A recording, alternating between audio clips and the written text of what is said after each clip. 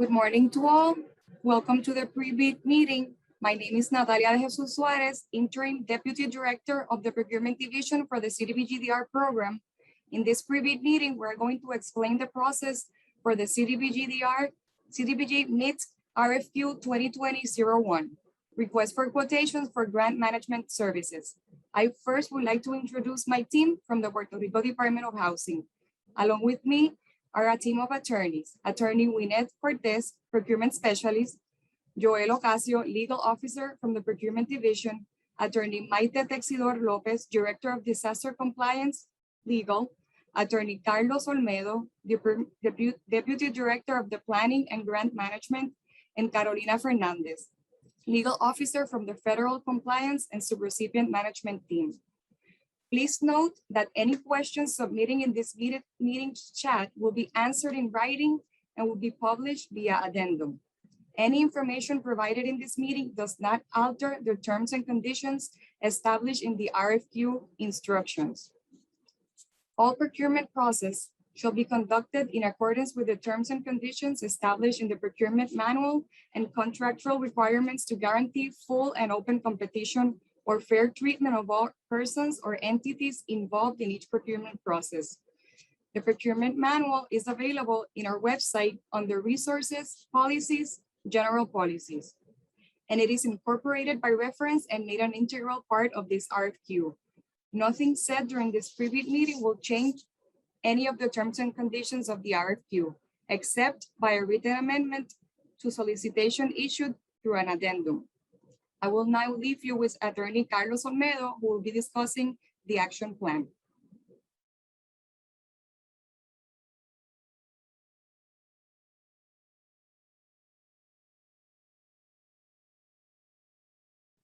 Sorry, am I going to share my screen or are we going to use the presentation you have? You can share your screen, Carlos. Thank you. Okay.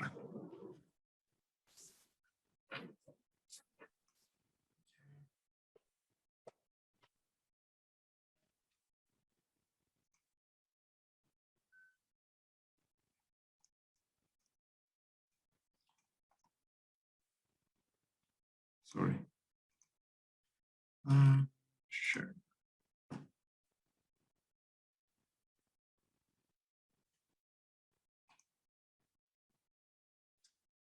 Let me know when you can see the presentation. Yes, we can see it right now. Thank you. Okay.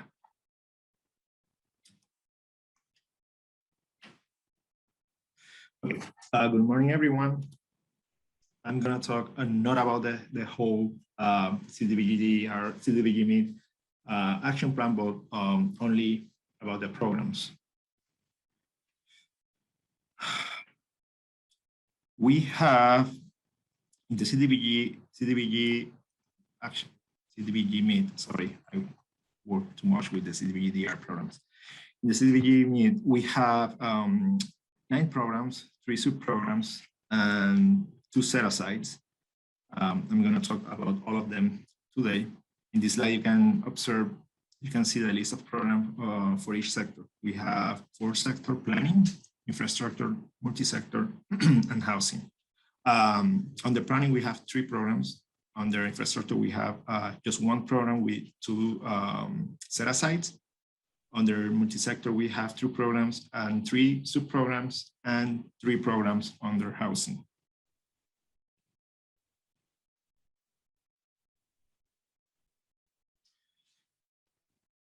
The risk and assessment data collection program is a planning program that will generate geospatial layers of risk, hazard, resources, general information intended to supplement the cadastral and land use information generated under another program that we have right now under CDBG-DR that is called GeoFrame. So you can get also more information about GeoFrame in the CDBG-DR action plan. In addition, this program will increase the ability of citizens, industry, local governments, state government, including all the politicians, stakeholders, leaders, decision makers, in order to have good data available to make decisions based on comprehensive and up-to-date knowledge of risks.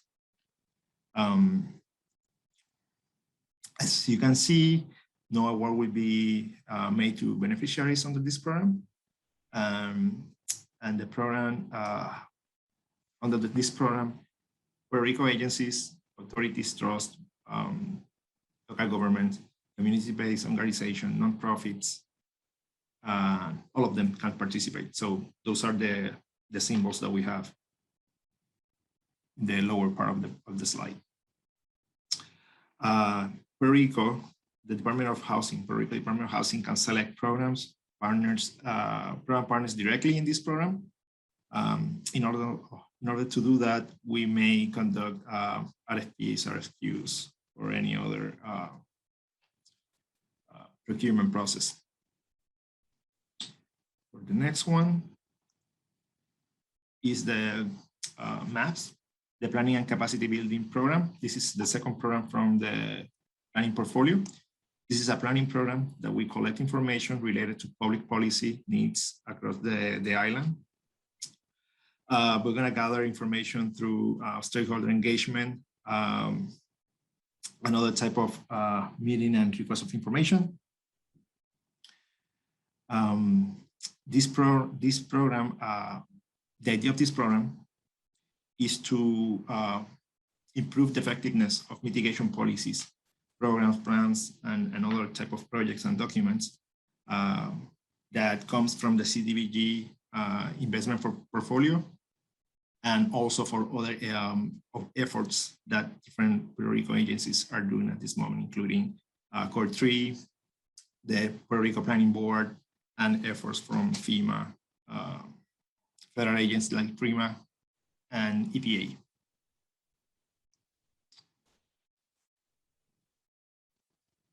The last program from the planning portfolio is the Planning and Capacity Building Program. This program helps create strength and formalize regional consortia or to complete mitigation plan and ordinance plans and other types of plans.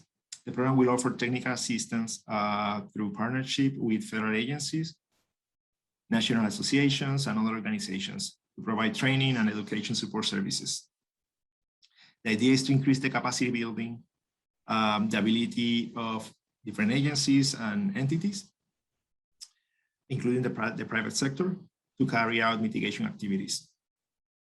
In addition, we want to build on the information that we are developing under CDBG-DR and CDBG-MIT and other programs that we have.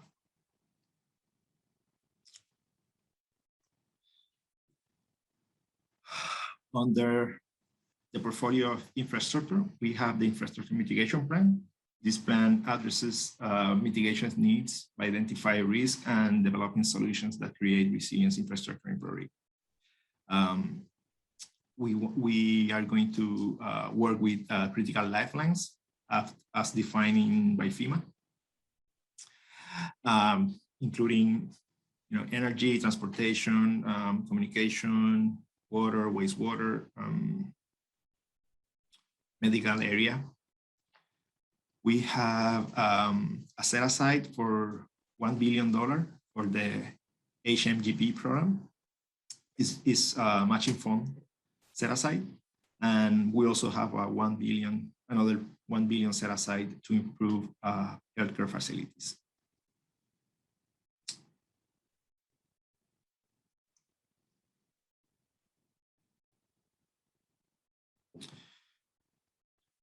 The Economic Development Investment for Portfolio for Growth is the first program that I'm going to present from the multi-sector. This one goes pretends to attend Lifeline mitigation programs. It's an extension of the CDBG-DR program that we have under the same name.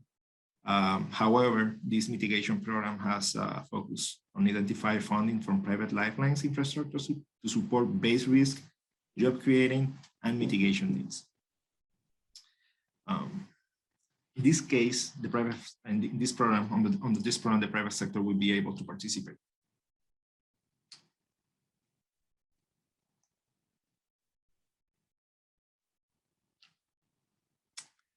The second program from the multi-sector portfolio is the Community Energy and Water Resilience Installation Program. This program also is aligned with another CDBG-DR program under the same name. This one is one of the first programs that we have because of the benefit that brings to both citizen and the general public and public water and public power supply systems. This program has 3 sub-programs. One is the home energy and water resilience improvement for houses. The other one is the community installation, that is basically the same, but for community instead of properties. And the third one is an incentive program for both private sector and regular homeowners. The idea is to provide funds for solar panels and batteries and water reservoirs, things like that.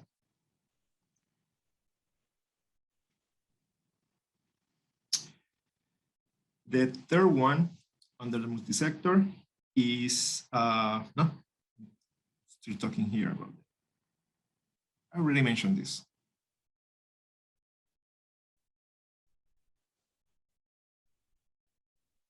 Sorry, but I have, yeah, I can go back.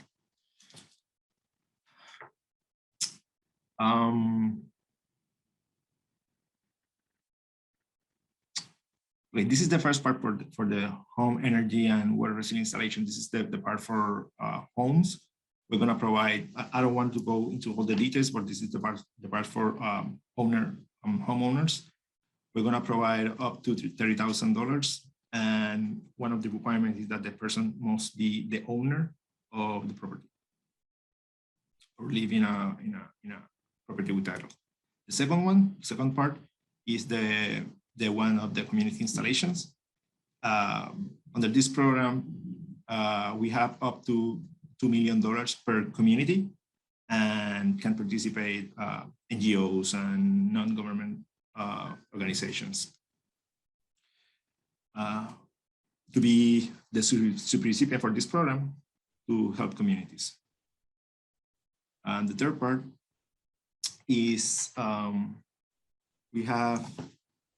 this is the version for both private sector and other homeowners. We have up to $20,000 for homeowners. This is kind of a matching.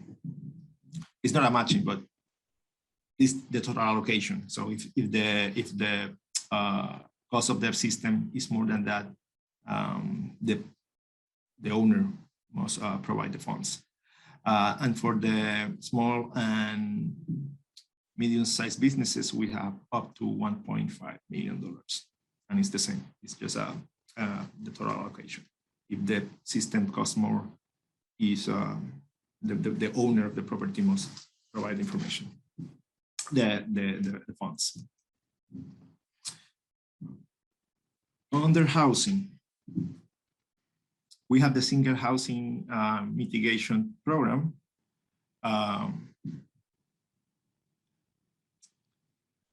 The idea for this program is to provide, we have some, sorry, something moves here. The idea of this program is to provide support in a part for all those properties that were not included in the original housing program that we have under CDBG-DR. All the activities regarding the relocation of families, relocation of communities, and other activities involving reducing risk or the loss of life by the mitigation of properties will be included in this program. So it is a program where only homeowners can participate.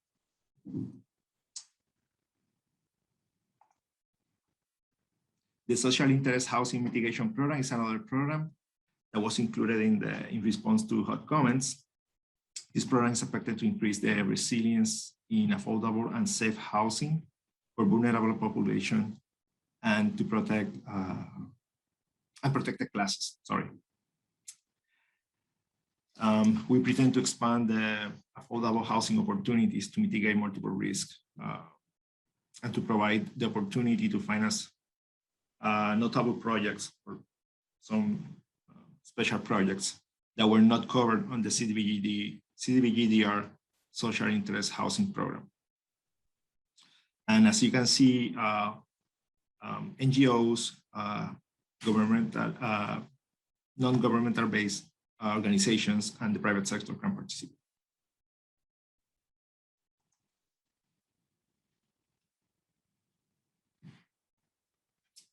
This is the last one, the last program. As part of the, this is the multi-sector community mitigation program.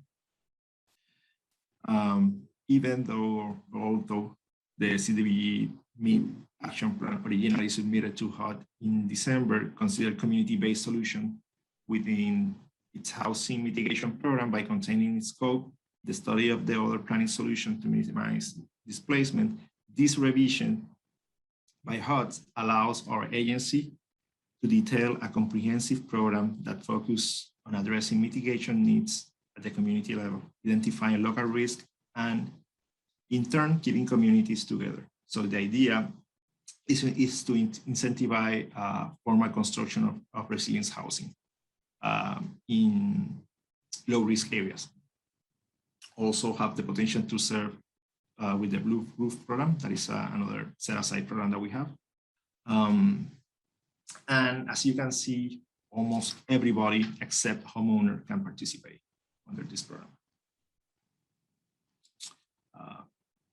That's all from my part.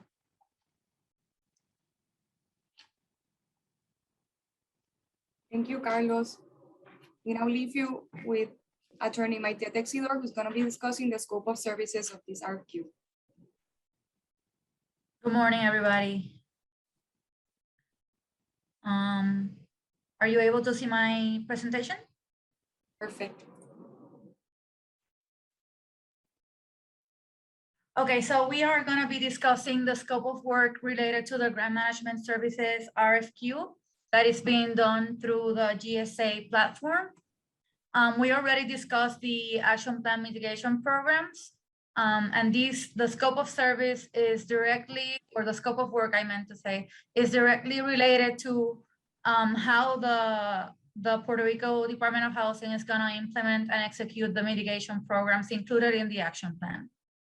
So the scope of work for this RFQ is that the Puerto Rico Department of Housing is seeking to select a qualified firm to provide grant management services to assist in ensuring compliance with applicable CDBG-MIT requirements and regulations and adequate coordination and implementation of staff augmentation strategies and of all activities related to Puerto Rico's mitigation efforts in accordance with federal government requirements in connection with the allocation granted to the government of Puerto Rico under the CDBG-MIT program. So the grant manager should assist PRDOH in the administration, activity delivery, and execution of all the programs included in the action plan. I'm sorry, hold on. I think I stopped sharing my screen. Yes, we cannot see the presentation right now. Sorry. Oh.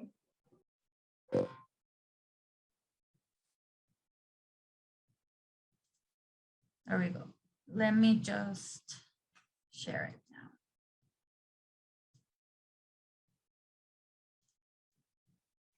I think it was my fault. I'm having issues here.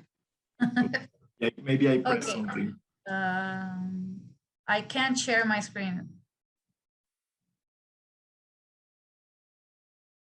Okay, there we go. Are you seeing it? Yes. Yes, we can see it. Thank you. Hold on just a second. Okay, so we divided the scope of work in 2 tasks. The first task is the mitigation management, and the second task is the action plan implementation. You can see all the tasks that are included in the mitigation management. Examples of them are establishing, helping, supporting PRDOH in mitigating, in creating the mitigation guidelines for each program, the amendments to the action plan, and things like that. We'll be discussing this in detail now. So the task 1.1 is to establish mitigation guidelines. The thing is that the Puerto Rico Department of Housing needs to create the guides that are gonna regulate the programs that are included in the action plan. And the first thing that we need to do is to create the regulatory framework for those programs. So we need the grant manager to help us create the program guidelines documents per program, help us create required program documents and forms for the entire program, create the standard operating procedures, and support PRDOH in all the implementation of those documents. The task 1.2 is the mitigation action plan.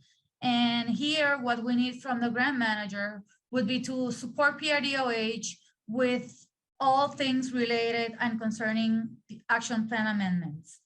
It could be data collection, it could be evaluation of the needs, log of the comments that we receive from the citizens and stakeholders, drafting communications to stakeholders, to HUD, and to any other entity needed to complete the process of any amendments needed to the action plan. Task 1.3, it's regarding overall project plan and implementation strategies. What we are looking for in this task is that the grant manager at the beginning of the project establishes and helps us create a management and operations plan and schedule in order for the PRDOH to have a detailed schedule of when the programs are going to launch, when we need to procure services or goods. We also need a project plan, which identifies specific projects within each program area. We are going to need from the grant manager a monthly status of each eligible activity being carried out, including monitoring of the budget, schedule, and performance against contract metrics, because you're going to be helping us to oversee some of our contractors. Also, the proposer or the grant manager should assist PRDOH in official presentations and federal quarterly reporting requirements, or as we call them, the QPRs. As well as tasks 1.4 for procurement. We are expecting the grant manager to have subject matter experts regarding areas included in the action plan to help our users to create the correct vehicles to procure services and goods. Also create an outreach plan to build a list of pre-qualified firms which will be on a needed base on the program plan identified in task 1.3. Also provide an internet portal by which firms can be a self-service vendor registration. The self-registration provides a vehicle for disseminating future procurement opportunities and to manage the open competition requirement that we are expected to comply with by HUD. And then the next task is the financial management project controls. What we need here from the grant managers is to review, process, track, and monitor all invoices and or requests for payments from sub-recipients and contractors under the CDBG-MIT. We need for them to do what we call a quality control and quality assurance process for those invoices, and then send them to PRDOH for our final approval following payment. Grant manager shall perform at a minimum the following reporting services. 1, submitting written monthly reports to the PRDOH in a format agreed by the parties, detailing program status, forecast, budget, significant issues, lessons learned, and items that need to be addressed by PRDOH. Also providing real-time access upon request of the PRDOH to individual project statuses, significant issues, lessons learned, and items needing to be addressed by executive in the PRDOH. Under task 1.6, risk management assessment, we need the GM to provide ongoing reports which create awareness to PRDOH about threats, hazards, and risks that need to be attended and addressed by the PRDOH. We need also reports that justify the cost of managing those risks, determining the budget to remediate those risks, and provide any reports and research and analysis or advice as required by PRDOH for the proper and successful execution of the program. Regarding task 1.7, it's monitoring and compliance. This relates also to one of the first tasks, that we need the GM to assist PRDOH in preparing documents and materials to report on compliance issues. We will need concise monthly reports detailing compliance issues and recommendations for us to address those issues. As requested, the grant manager shall conduct test reviews of the documentation supporting the program reports for accuracy and compliance, and shall develop compliance checklists and other tools to assist with the compliance and oversight required by the CDBG-MIT grant. Also, help the PRDOH to timely submission of compliance with all required documentation, both for PRDOH and the municipalities, partners, sub-recipients, contractors, sub-grantees, for proper submission to any of the regulatory agencies that we need to report to, like, for example, HUD, FEMA, and others. Regarding task 1.8, training and knowledge of transfer, this is very important for the PRDOH because we need for that knowledge that you as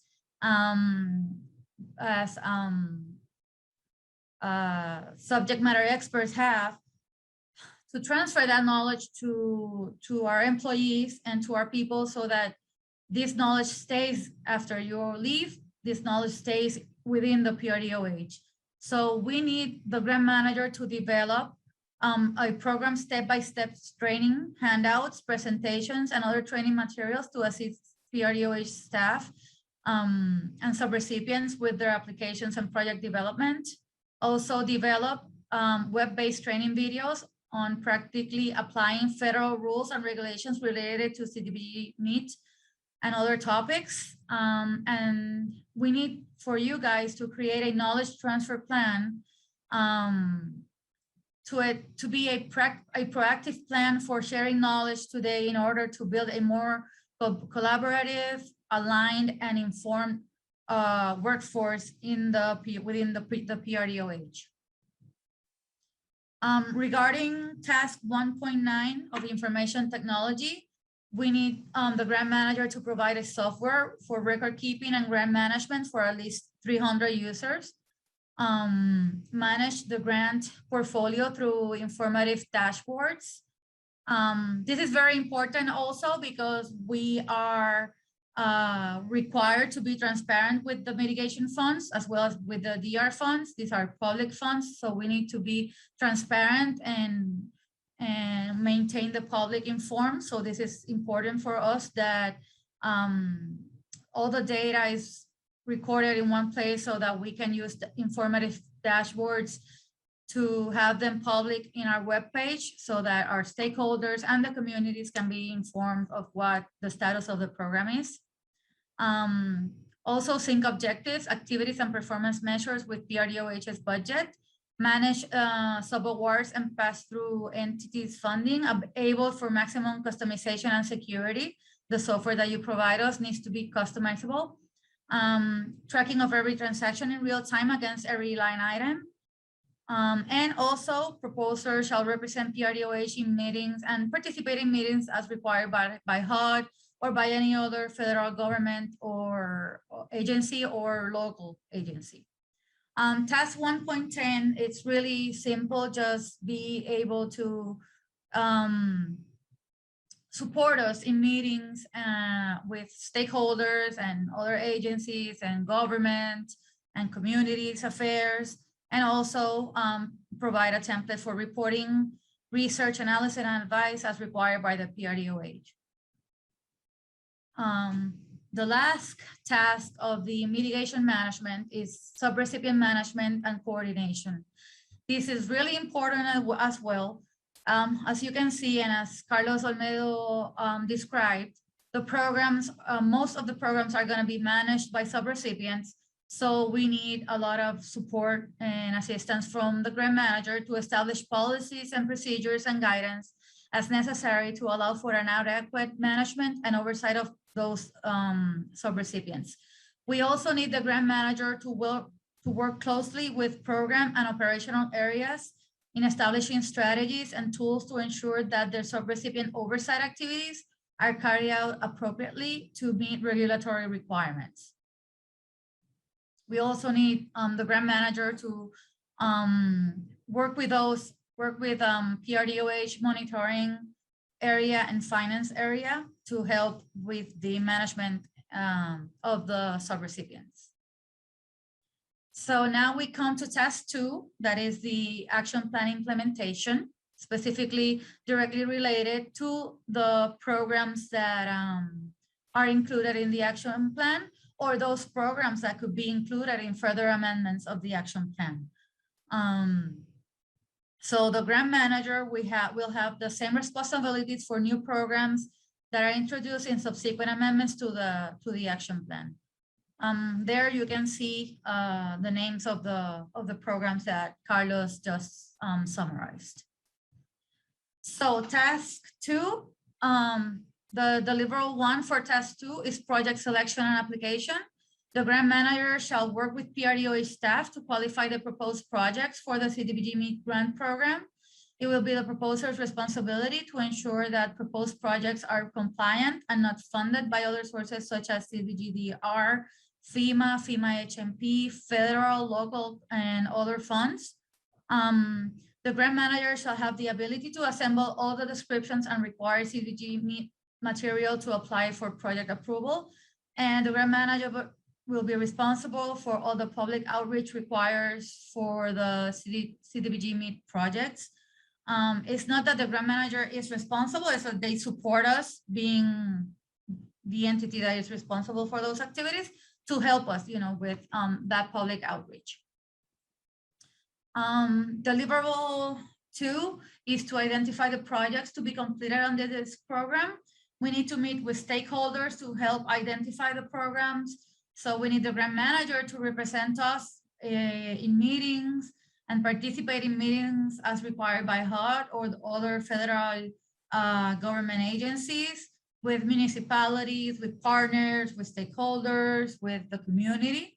We need also to ensure municipalities, partners, and sub-recipients comply with the requirements of the Secretary of Labor in accordance with the Davis-Bacon Act, Work Hours and Safety Standards Act, the Copeland Anti-Kickback Act, the Fair Housing Act, and all other applicable federal and local laws and regulations pertaining to labor standards, insofar as those acts apply to the performance of the respective contracts or sub-recipient agreements for those sub-recipients. Also, we need grant manager to assist PRDOH and its procured public relations firm in content preparation for external communications. And also, we need the grant manager to research and determine what portions of a proposed project can be funded by the MIT grant and identify other funding sources contributing to a project if there's any other funding. And also the proposer will assure PRDOH that there is no duplication or overlap of funds. This is duplication of benefits. So we need your help there also. Also, we are expecting the grant management to assist PRDOH in reviewing applications submitted by subrecipients or individuals to ensure the following: applicable documentation, forms, funding sources, and national objectives information are present and accurate in accordance with the program checklist. Ensure draft scope of works and budgets are present and accurate. Applications generally conform to performance statements. Applications have the cost reasonableness and level of effort needed to complete a defined scope of work. That includes major work tasks, cost estimates, and hours to complete the task. Also to help us reviewing applications that comply with program procurement requirements.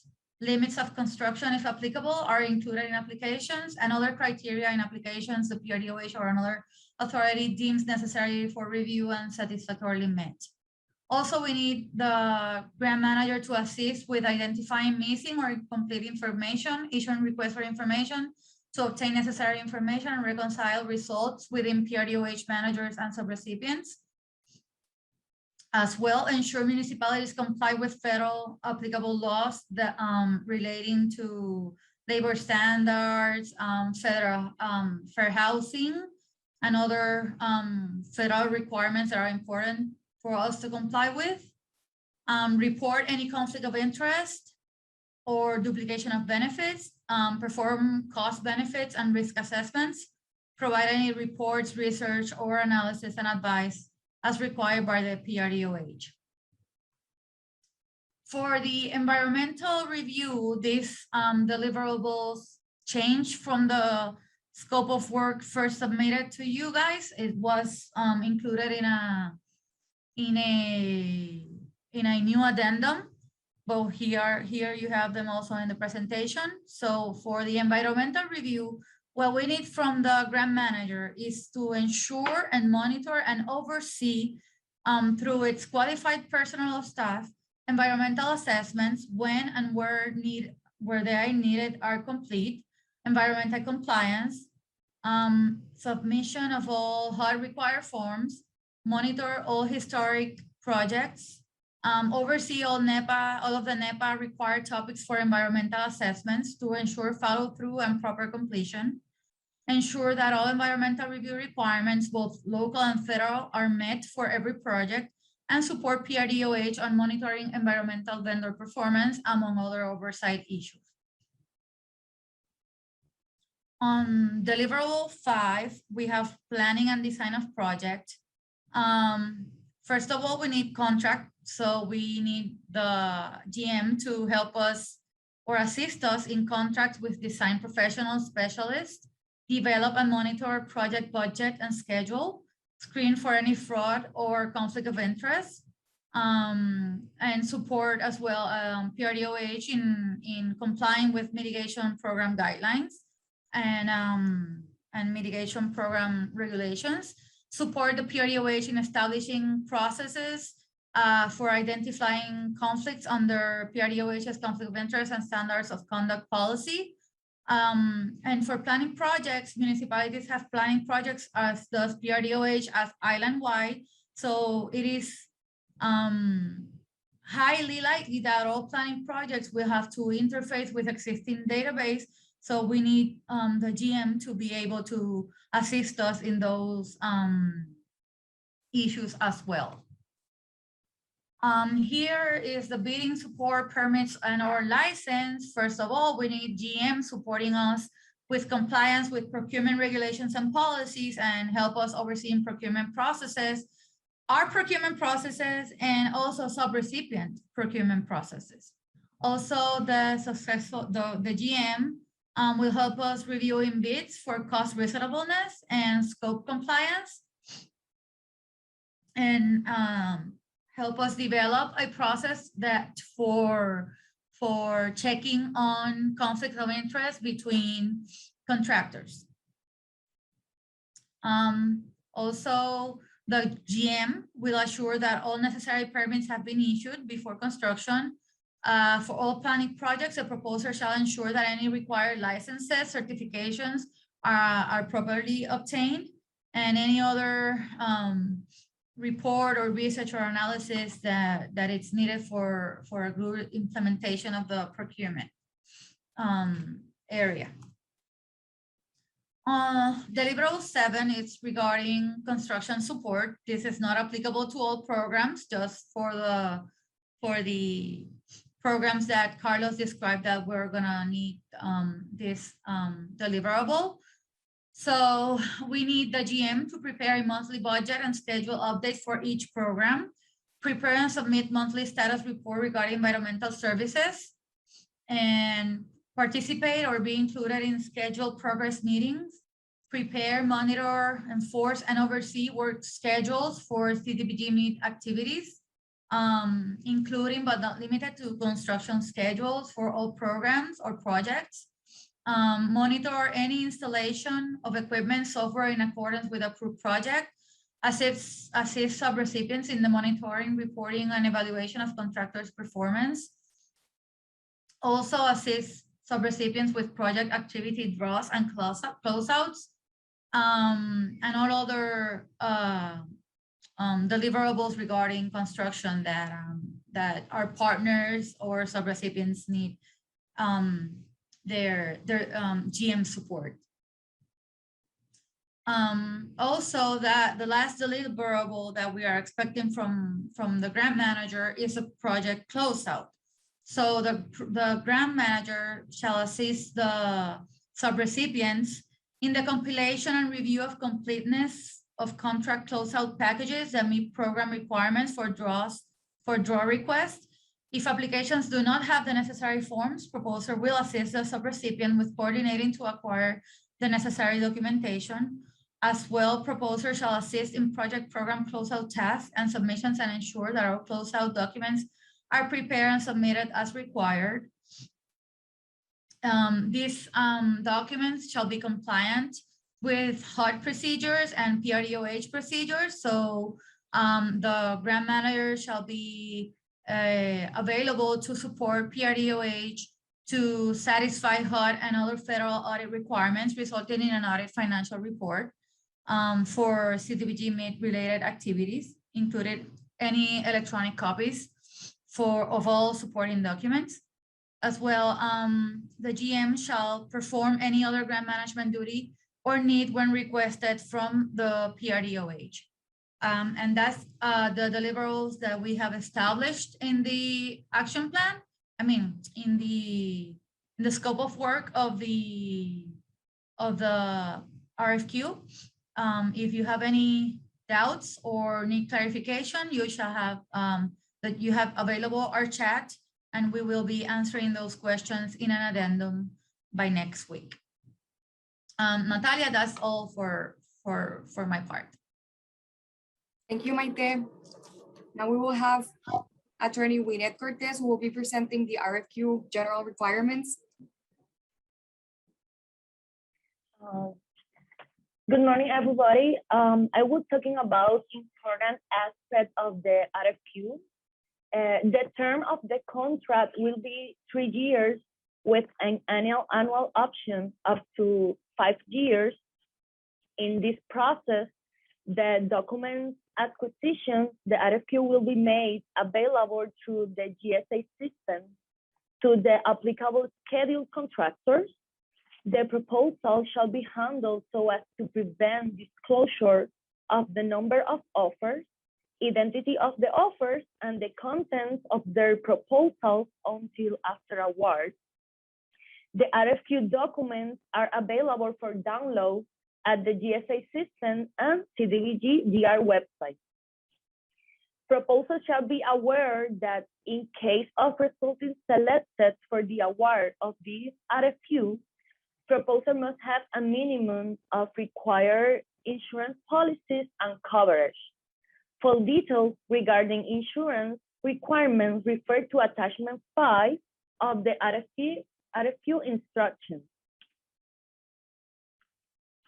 I have an important date for this RFQ, the first is the proposal due date, November 9.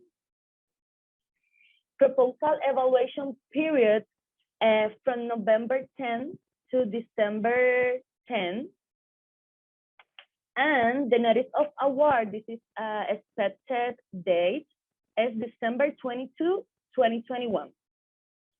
The proposal submission responses to these RFQs will only be accepted by electronic means.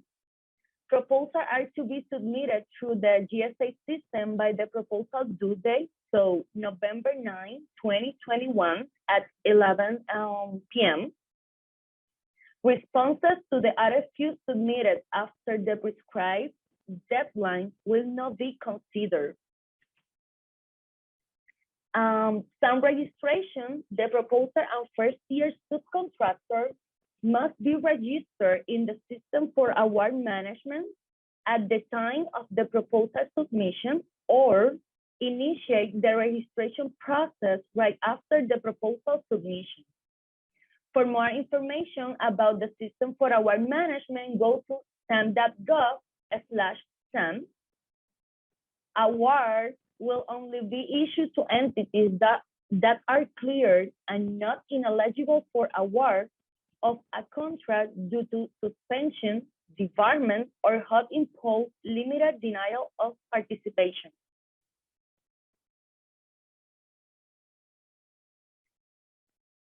Thank you, Winnet. Now I will leave you with Carolina Fernandez from the Federal Compliance and Sub-Recipient Management Team. Good morning, everyone. I will be presenting the part of federal compliance. Give me a second so I can share my screen.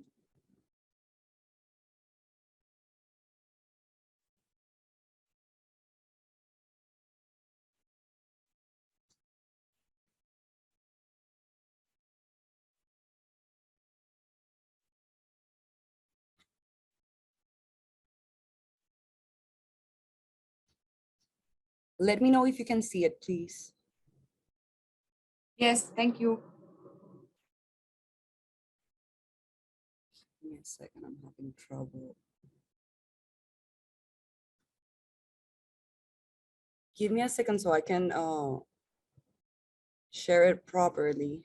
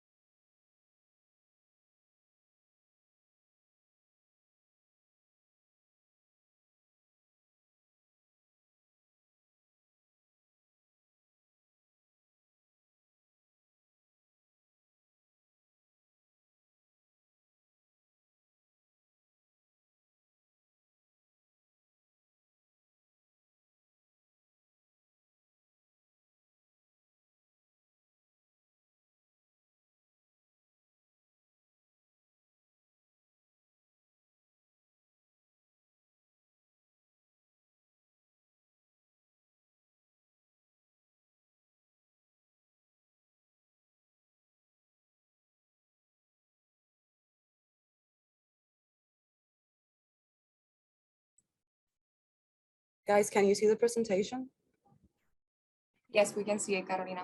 on the full screen? Yep.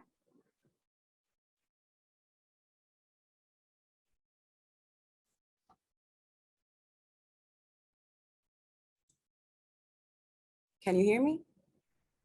Yes, You can see the presentation on full screen, right? yes, Carolina. Thank you very, very much. Sorry for the technical difficulties. Okay. We'll be discussing for the federal compliance part, the overview of compliance roles and responsibilities, overview of compliance areas and tools online, documenting efforts and reporting and frequently asked questions. the federal civil rights and labor standards, minority and women-owned businesses participation compliance, fair housing and equal opportunity compliance. Roles and responsibilities for compliance. Contractor roles and responsibilities include the following. 1, assigning staff who will attend to the day-to-day activities for civil rights compliance, attending trainings and workshops, using tools and templates provided by PRDOH, executing activities and documentation needed, participating in PRDOH-sponsored technical assistance, completing quarterly reporting, and complying with reporting. Local participation, minority and women-owned businesses, enterprises, and Section 3. The PRDOH strongly encourages that proposers engage local subcontractors, professionals, and relevant service providers headquartered in Puerto Rico, local parties, as team members and key individuals to the greatest extent possible. As part of this RFQ, proposers shall provide descriptions of their current and/or anticipated business arrangements with local parties and, in particular, local parties who are team members and key individuals for the project as applicable.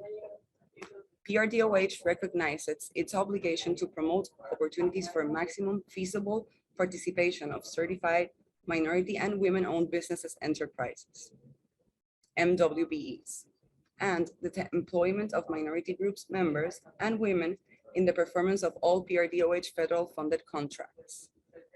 PRDOH is committed to ensuring that firms which are MWBE certified are encouraged to submit proposals in response to this RFQ. The work to be performed under the contract resulting from this RFQ shall be subject to the regulations set forth in the 2 CFR section 200.321. Require the non-federal entity to take necessary steps to ensure that all subrecipients, contractors, subcontractors, and/or developers funded in whole or in part with the CDBG-DR financial assistance ensure that, when possible, contracts and other economic opportunities are directed to small and minority firms, women-owned businesses, enterprises, WBEs, and labor surplus area firms, consistent with Executive Orders number 11625, 12138, and 12432. The subrecipient shall make every feasible effort to ensure that small businesses, MWBEs, and labor surplus area businesses participate in contracting. The PRDOH recognizes its obligation to promote opportunities for maximum feasible participation of certified minority and women-owned businesses enterprises, and the employment of minority group members and women in the performance of the contracts. All participating entities engaged with the PRDOH must make a commitment and demonstrate an acceptable good faith effort towards the achievement of PRDOH's MBE, WBE's subcontracting goals of 20% of the entire contract value, consisting of 10% for MBE and 10% for WBE participation. The PRDOH MWBE policy is located at the CDBG/DR.PR.gov.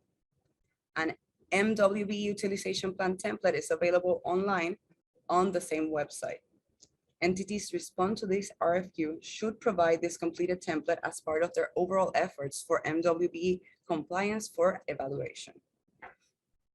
Now, Section 3, the work to be performed under the contract resulting from this RFQ shall be subject to the requirements of Section 3 of the Housing and Urban Development Act of 1968, as amended 12 U.S.C. Section 1701U, Section 3.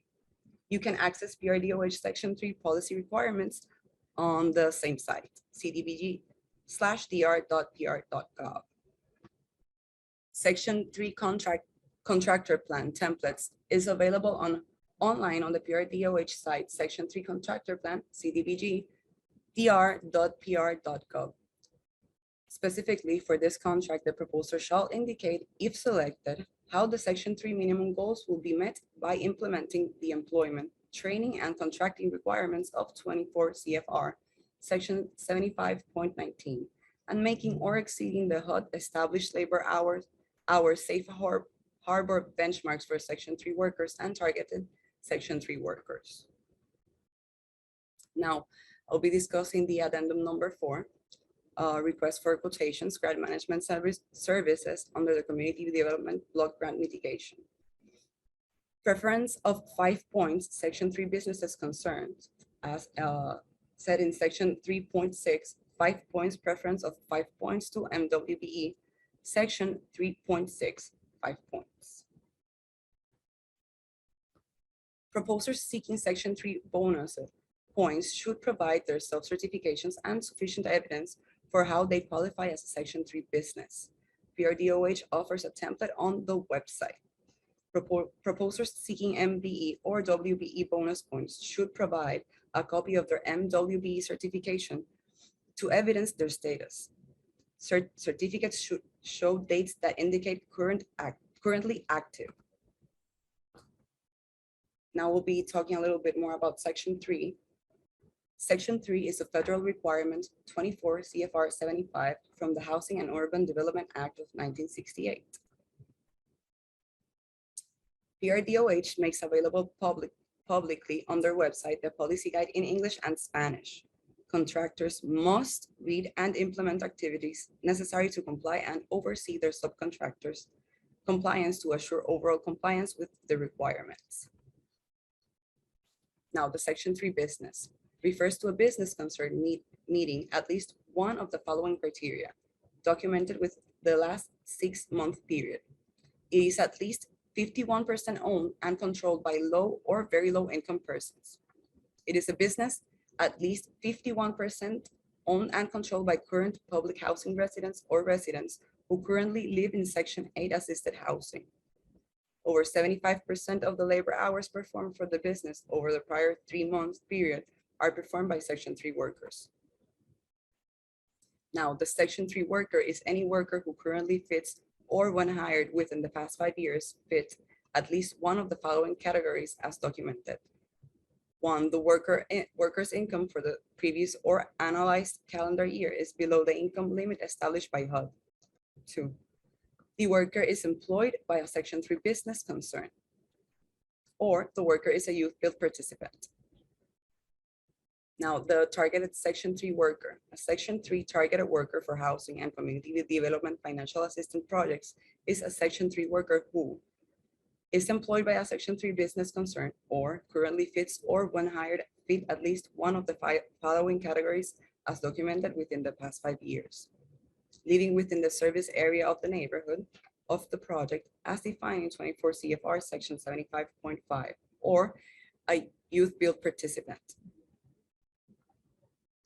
The Section 3 self-certifications, we encourage businesses and individuals to complete self-certification forms to uncover if they meet the income threshold for a Section 3 resident or a Section 3 business. The HUD Business Registry. We also encourage qualifying businesses to also register with HUD as a Section 3 business. You can search for Section 3 business as well on the link below. Now we will be discussing minority and women business enterprise basics and compliance. The MWB is located at 2 CFR Section 200.321 and executive orders 11625, 12138, and 12432 establish the participation of MWBE firms to ensure that when possible, contracts and other economic opportunities funded in whole or in part with federal housing and community development assistance are directed to minority business enterprises, MBE, and women business enterprises, WBE. Minority business enterprise, MBE. MBE is defined as a business which is at least 51% owned, operated, and controlled on a daily basis by one or more, in combination, American citizens of the following ethnic minority and or gender, and or military veteran classifications: African American, Asian American, Hispanic American, Native American, Hasidic Jew, persons with disabilities, or other individuals who can prove social and economic disadvantage. A WBE is a business concern that is at least 51% owned and controlled by one or more women, must be US citizen or legal resident aliens whose business formation and principal place of business are in the US or its territories, and whose management daily operation is controlled by women. These goals apply to professional services, purchasing supplies, and construction contracting. 10% of women-owned businesses, WBEs, 10% for minority-owned businesses, MBE, and 20% total minimum participation goal. Contractors are expected to perform good faith efforts for contracting, subcontracting, and purchasing opportunities, 10,000 or more during the life of the contract. Mwb Utilization Plan. This document template allows contractors or recipients to identify how they plan on being in compliance with MWB contracting goals. MWB waiver form. This document templates help contractors or recipients identify if they meet the requirements to waive their goal for participation for MWBE. MWB Utilization Plan. Compile data for MWB subcontractors, plan ahead subcontracting needs, prepare users or creating supplier or contractor lists for MWBE, provides awareness of meeting the goals for the contract, and helps with tracking utilization. The PRDOH MWBE Utilization Plan can be used throughout the life of your contract with PRDOH. Completing the MWBE Utilization Plan is easy. Read the general instructions in row 3. You will complete section A, B, and F from the document. Complete the information requested in the yellow cells. Now here you can see the resources and more can be found in English and Spanish at our site.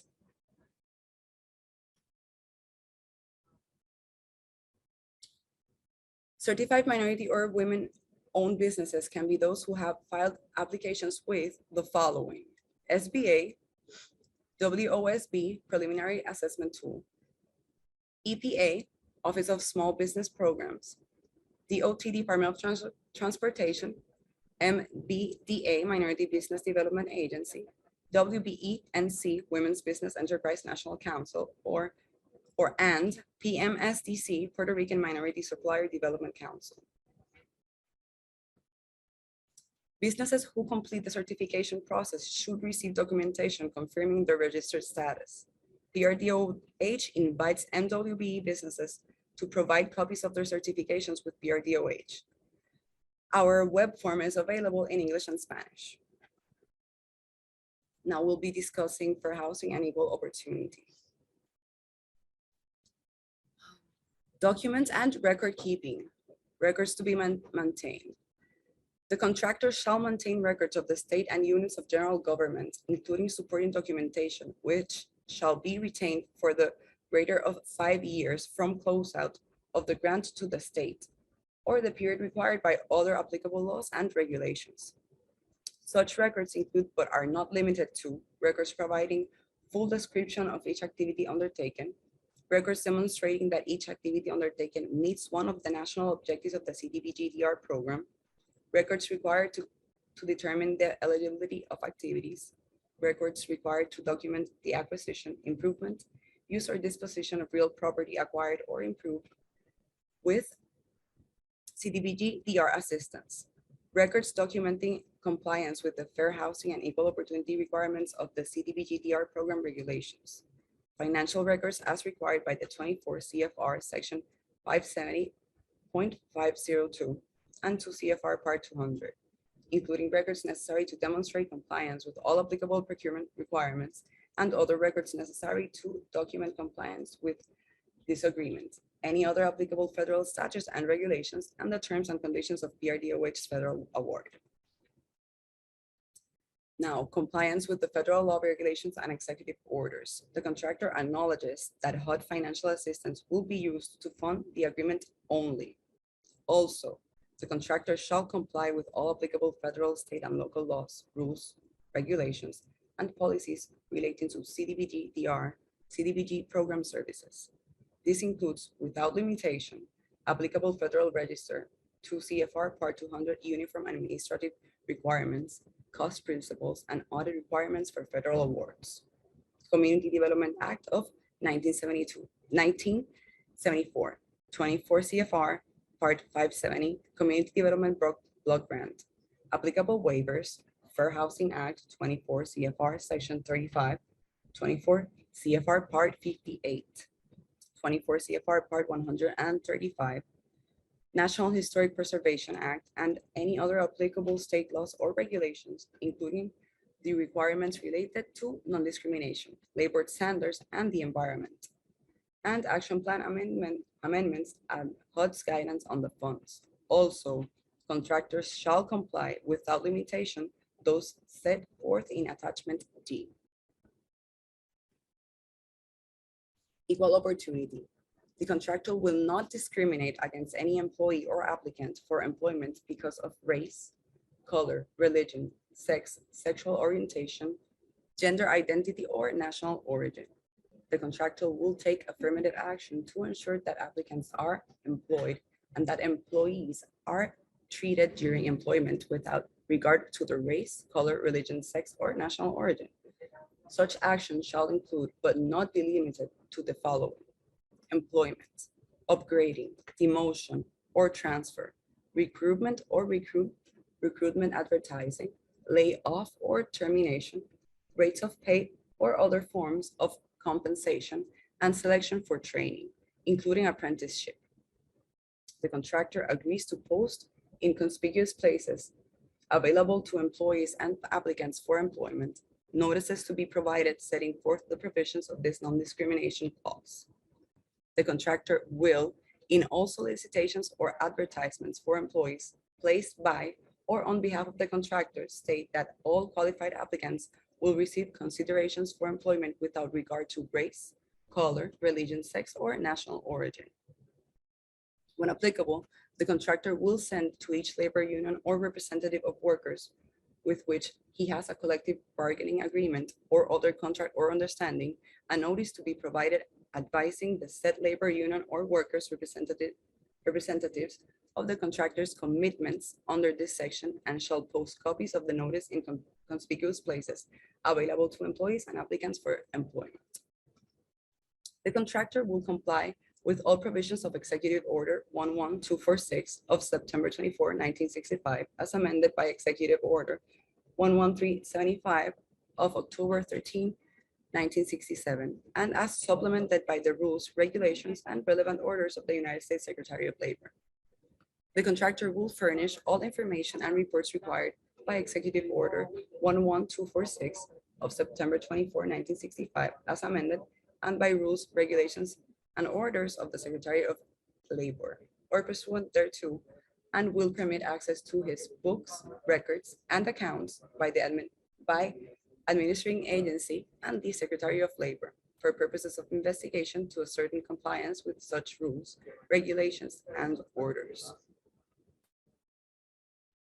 In the event of the contractor's non-compliance with the non-discrimination clauses of this agreement or any of said rules, regulations, orders, this agreement may be canceled, terminated, or suspended in whole or in part, and the contractor may be declared ineligible for further government contracts or federally assisted construction contracts in accordance with procedures, insurance, consulting services between the BRDOH and the contractor's name, GM, under CDBG-DR, page 2126, authorized in Executive Order 11246 of September 24, 1965, as amended, and such other sanctions as may be imposed and remedies invoked as provided in Executive Order 11246.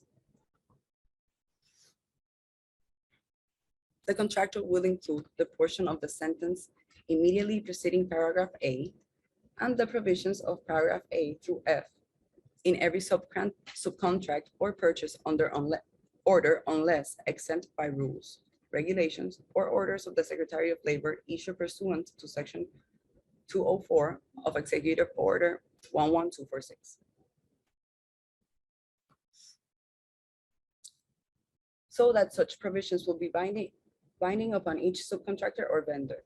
The contractor will take such action with respect to any subcontract or purchase order as the administering agency may direct as a means of enforcing such provisions, including sanctions for non-compliance. Provided, however, that in the event of a contractor becomes involved in or is threatened with litigation with a subcontractor or vendor as a result of such direction by the administering agency, the contractor may request the United States to enter into such litigation to protect the interests of the United States.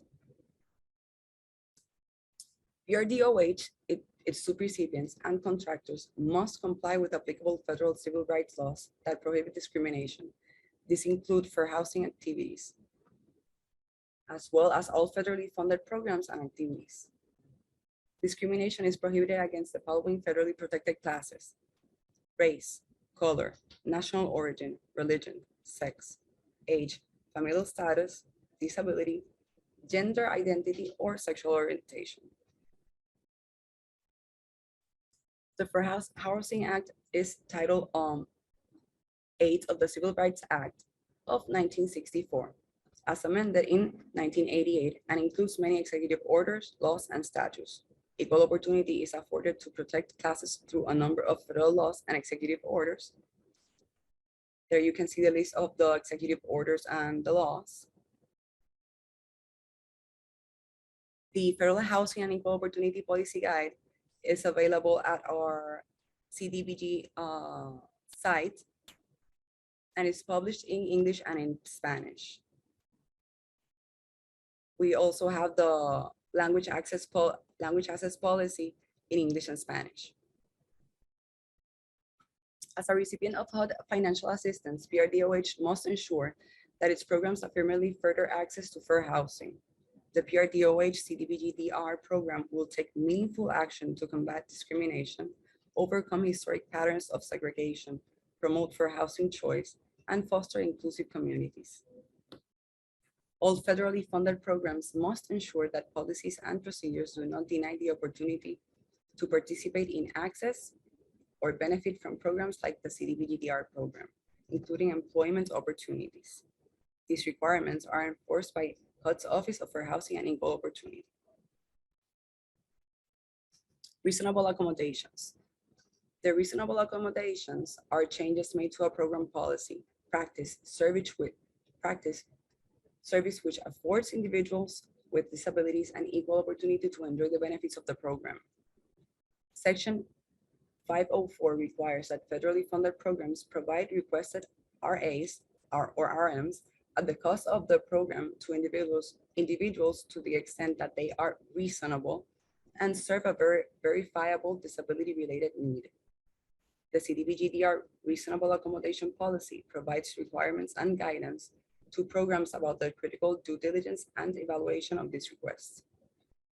The FCLS division assists programs in the handling and evaluation of these requests as needed. Regarding the limited English proficiency,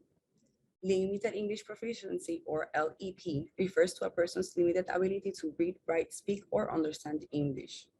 PRDOH and contractors must ensure that a person's limited ability to read, write, speak, or understand English will not place them at a disadvantage in the participation of programs being funded with CDBG-DR funding through PRDOH. PRDOH has recently approved its Language Access Plan, LAP, to direct how PRDOH and its sub-recipients and contractors will take action to ensure meaningful access for those who are LEP or limited Spanish proficient. Now we'll be talking about the training, documenting efforts, and reporting. We have a documentation of efforts template. This tool allows contractors or sub-recipients to identify how they are performing efforts to be in compliance with Section 3 and Mwb efforts. The quarterly reporting template, our reporting form allows contractors and recipients to report on data for PRDOH to continually monitor progress throughout the year. Reporting form. PRDOH's UNR report captures Section 3 data, For example, new hires and trainings, construction contracting, non-construction contracting, efforts performed. About the MWB data, contracting for MWBs, contracting for WBEs, and the efforts performed.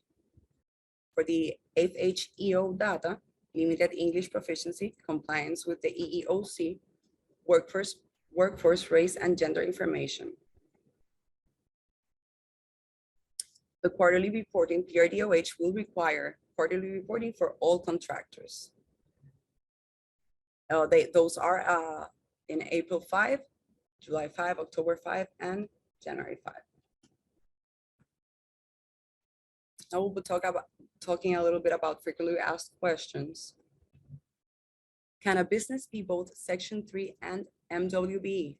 Yes, a business subcontractor can be both because those compliance areas are separate. Section 3 identified level of incomes to determine status. MWB uses race and gender information to qualify businesses. If I am not planning on subcontracting, do I still need to complete documents? Yes, you should still submit your Mwb Utilization Plan, the documentation of efforts template, and quarterly reports. If Section 3 doesn't apply to my contract, do I still have to complete quarterly report? Yes, you will have to complete the MWB report and the HEO report areas. If I am either MB, or WBE, do I fulfill the total goals? You may have safe harbor for one of the goals for MWBE participation of the 10%, but you will still have an additional 10% goal to show good faith efforts for any subcontracting or purchasing you perform with the CDBG-DR funding. What happens if I don't fulfill the goals before the end of my contract? All awarded contractors should perform and document efforts. PRDOH has developed templates discussed in this presentation that help you complete this exercise. You can submit a waiver before the end of your contract for approval. This waiver request should be submitted with the efforts and justification as appropriate. Now, please remember to direct all questions through the established protocols for this procurement. At this email, it's the cdbg-procurement@vivienda.pr.gov. And that will be all for my part. Natalia.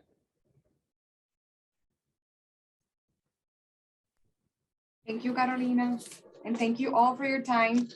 Remember that any questions submitted in this meeting's chat will be reviewed and answered in writing as needed and will be published via addendum. Thank you very much for your participation and your interest in our procurement process, and have a good day. Have a great day.